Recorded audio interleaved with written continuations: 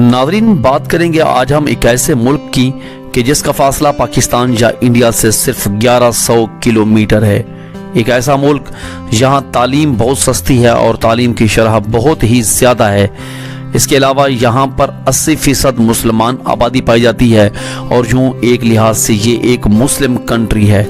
आबादी के लिहाज से ये इतना ज़्यादा नहीं है, दुनिया भर में इसका आबादी के लिहाज से 109वां नंबर आता है। नाज़रीन, कितना ही अजीब है कि बावजूद तालीम आम होने के भी इसमें लाइल्मी और बेशऊरी की इंतहा पाई जाती है और एक मुस्लिम मुल्क होने के बावजूद भी एक ऐसी शर्मनाक हकीकत आपके सामने पेश करने लगे हैं कि जहां ये दुनिया भर में अपनी तहजीब और तमद्दुन के लिहाज से बहुत ही तरक्की याफ्ता समझा जाता है, मगर वहीं पर एक मुस्लिम कंट्री होने के बावजूद यहाँ पर घोड़े का गोश्त आम तौर पर लोगों में खाया जाता है और घोड़ी का दूध भी आम तौर पर पिया जाता है। सिर्फ पिया ही नहीं जाता बल्कि इस मुस्लिम कंट्री में आप ये जानकर हैरान हो जाएंगे कि घोड़ी के दूध को नेशनल ड्रिंक के तौर पर रखा गया है।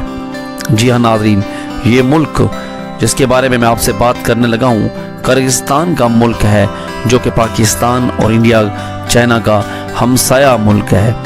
उम्मीद करते हैं कि हमेशा की तरह आज की ये मालूमात भी आपको मुख्तलिफ लगी होगी।